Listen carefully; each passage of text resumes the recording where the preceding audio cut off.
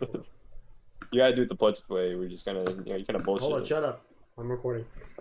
What's up, Punches Gamers? How to know when laning phase is over? League of Legends tutorial. Alright, let's get started. So, first sign laning phase is over.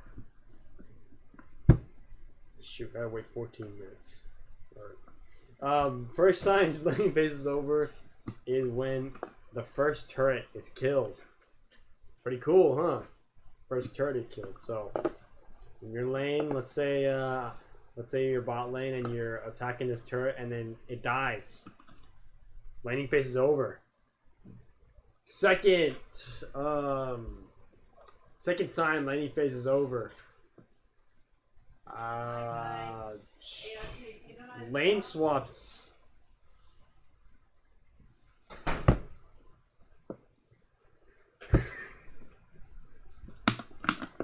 Thanks for watching.